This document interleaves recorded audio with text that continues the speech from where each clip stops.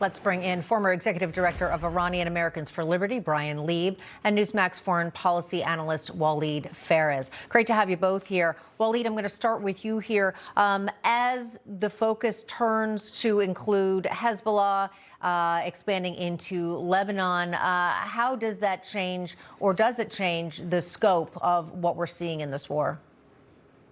Well, as a matter of fact, that border between Israel and Lebanon, I've seen it many, many times. The Israelis have mounted operations into the Litani River and even beyond the Litani River in 78, 82, many times. The question is always, the Israelis cannot be stopped by Hezbollah when the Sahel or the IDF bombs from the air. The question is who will replace the Israelis when they withdraw, and who will be helping them on the ground inside Lebanon, because that is the major question for the next war or the next confrontation. As we understand right now, Israel may consider getting to the Litani, but it depends from which sector they're going to get to the Litani. Two more quick points.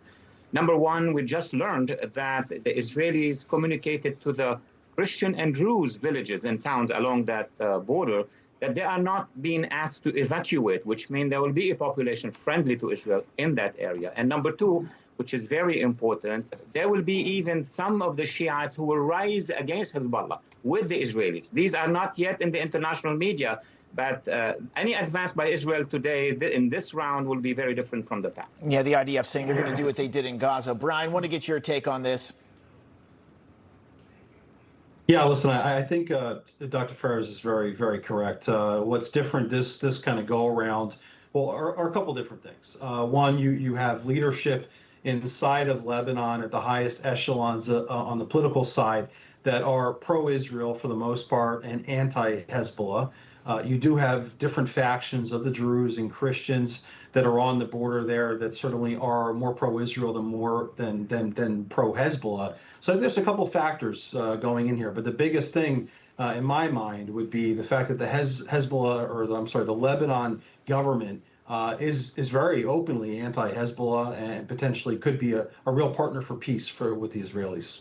Walid, we did hear that the IDF shared quite a revelation regarding the Michigan synagogue attacker. Here's what they posted on X, quote, "Brother of terrorists behind U.S. synagogue attack was a Hezbollah terrorist. Hezbollah commander Ibrahim Mohammed Ghazali was responsible for managing weapons operations within a specialized branch of the Badr unit." Now, I don't want to assume that there's some sort of transitive property when it comes to terrorism.